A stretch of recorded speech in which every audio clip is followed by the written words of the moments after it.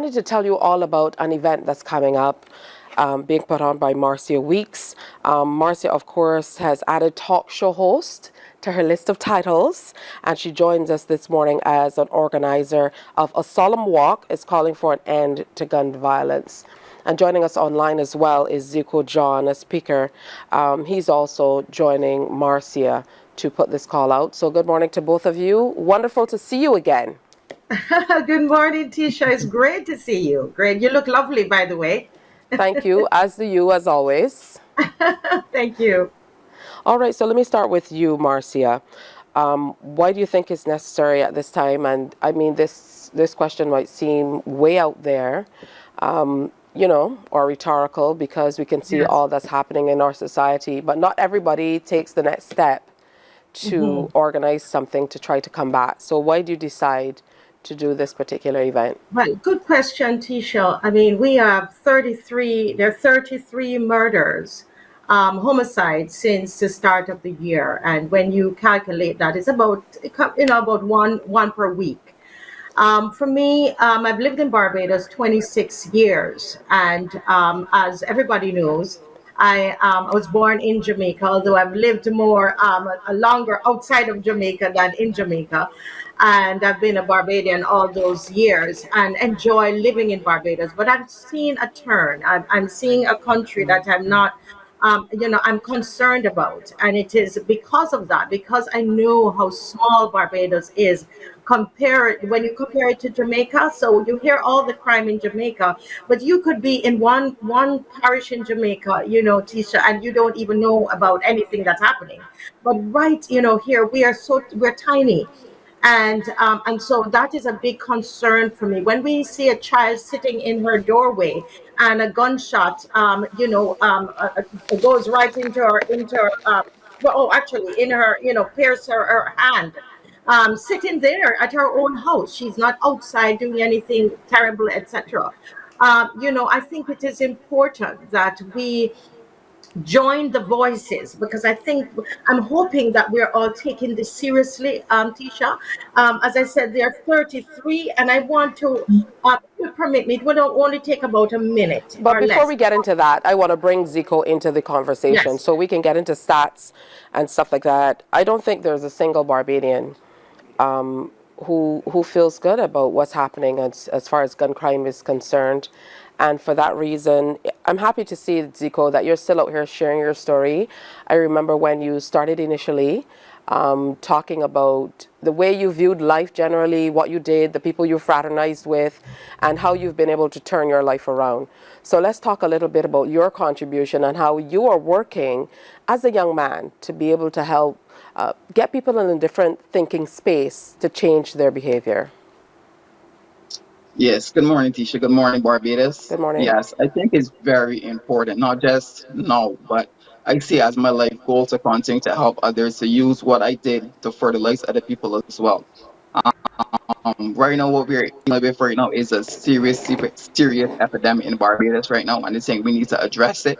I think we need to look at what's the causes of these issues. I think the same how you had guests before, it was talking about mental health. I do believe that we do need to look at these issues, because I believe some of the root causes for most of this violence is actually pain, frustration, depression, and I think it will cause the person to either implode or explode. Where you implode is where you hurt yourself, commit suicide, or you just decide to hurt someone else. And I believe we need to start addressing these issues. It's a multifaceted, it's not one thing fit all, but we need to address these different issues as well going forward. All right, Marcia, you were beginning to go into numbers. I figure you're asking everybody to come out for this particular event wearing white. It is this Saturday, and it starts from 10 o'clock in the morning. Tell us more. Yes, 10 o'clock in the morning, and it's going to be, we're starting right there at Massey Car Park at Kensington, it's now Kensington Mall in that area. And we are wearing white, and we are going to walk right up to Independence Square. And it is a solemn walk. The issue of crime in Barbados, to me, it should not be a political thing. It's something that it's an issue that we should all get involved. And you're seeing on the screen the names of these young men. And one of the things we're doing, Tisha, is we're going to have those placards out there. We now have to add another six or eight to it, to make up to the 33, because when we did this, it wasn't that number. And because we want to humanize them. And I wanted to just please give me at least 30 seconds or 40 seconds to read their names. Because I think that when we begin to humanize the people who have died and not say, oh, they were criminals, when we begin, it begins to touch us and we begin to feel it. I remember when we gave people the placards to hold, people started crying because it was coming close to home, the reality of it. So here we go. Omar Tate, Shane Parry, Anthony Dyer, Hemar Weeks, Darren Mapp, Omar Haynes, Dario Branch, Ryan Brathwaite, Rashid Miller, Dashawn Hinkson, Patrick Best, Shaquille Joseph, Seth Batson, Zakir Goodrich, Judd Rowett, Darian Ward, Kylie Haynes, Jaden Murray, Amat Douglas, Takori Wilkinson, Carlos Howell, Jermaine Chase, Remario Taylor, Sajeev Nurse, Tyrell Prescott, Herbert Dean, Ron Alvin Brown, Dario John Luke Holder, Sean Maynard, Baggio Boxell, Carlos Rommel. And I pause for a cause because I'm sure each one of us has heard a name that we recognize on that list. And, it says a great deal that we have to stand here on Barbadian TV, not even through an entire year, and list out so many young men whose lives have been snuffed out, and many of them killed so violently, some of it shared on social media. So I fully understand where you're coming from. I totally agree there's a need to do something more, and I'm happy to hear you say that this matter should not be politicized. All parties need to come together to be able to try to make things different in Barbados and try to understand what's happening. I don't know if it's from you, ZICO, as a younger member of the society, a young man who engages on a daily basis with people who are part of this, what we call block culture and beyond. Because as Marcia mentioned, is now spilling outside of the confines of what's happening with people on the block or what people have been deeming gang behavior and things like that to regular citizens as well. So what are some of the things that, to your mind, need to be done to start the conversation? I'm not sure if ZICO is still there. My tech team will tell me, but it looks like if his video is stuck. Is ZICO still on? Yeah, okay, so you're still there. Yeah. What do we need to do, ZICO, to Yeah. your mind, to change the conversation, to get young men listening to what they should do to make a difference? I think we need to listen, not just speak, but also listen to these young men as well. Listen to what it is that they encounter on a daily basis. A lot of these young men are witnessing their friends and their associates and their families dying. And even when you go to war and you encounter death like this, is some form of therapy needs to take place. So imagine the rage just seeing your brother pass or your sister pass, and you just carry on continued. You start to lose empathy. You start to lose, what makes you human. And I think we need to start listening to these young men as well, hearing them stories and see how we can relate to help them. I think that what we've been doing for the past couple of years was failing these young people. We've been sending out solutions, but without listening to their stories and listening to what it is that we really can do to help, and how we can really redirect the anger and the rage, man. I think we need to do much better as a society, to be honest. I agree. I commend you, Marcia, for speaking out, and it truly was impactful to hear you reading that list. Again, it's coming up this Saturday. You have ZICO as a speaker for that presentation. Also, you have another young man in Shaquani Hunt, who will be part of it. Yes. You also have a number of performances and so on. So final word for you, encourage people to come out as to why they should come out and be a part of this. And I love that you are kind of giving every single young person we've lost the dignity they deserve, and at least mentioning their names and encouraging their families to come out as well. Yes, ma'am. Yes, ma'am. And I love you use the word dignity.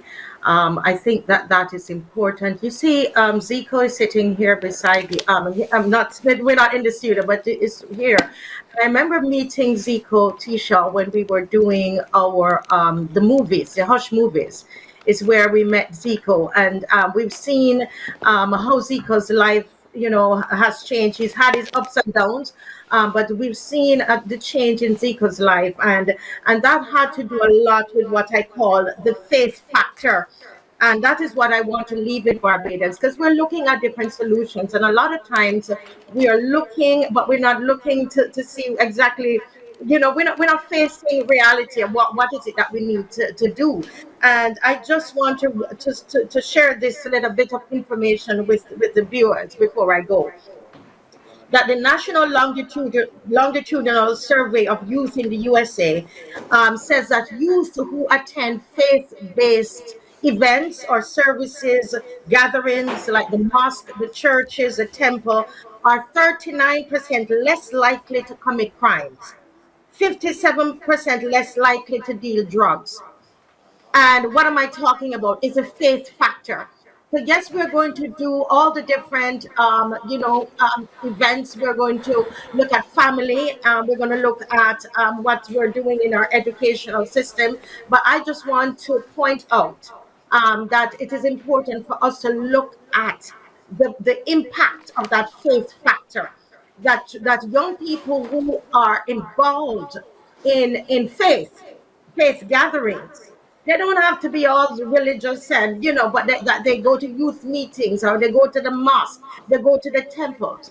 The statistics are there that they are less likely to commit crimes, less likely to deal drugs, right? When we look at El Salvador, we see what happened in El Salvador. They had strict laws. Yes, they increased their policing, but they also implemented very strongly that faith factor.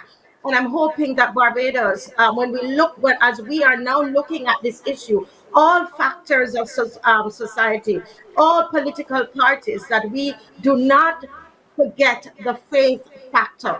Thank you so much, Marcia. We're going to have to leave it there for today. I know you're passionate about it, as many of us are, but I don't think that we are as moved to action as we should be in this country. So again, I commend you for stepping out and taking this initiative, which hopefully is a part of a bigger national initiative to bring this to some type of resolution. Thank you both for coming in this morning, and I wish you the very best. I'll see you on Saturday. Oh, thank you, Tisha, for coming. Wear white.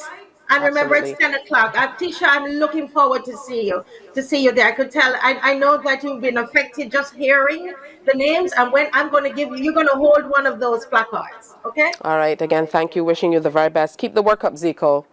There are many of us out here watching and admiring, and it takes a lot to be able to step out and go against the grain and, share what you've been through. So I commend you on that as well. Morning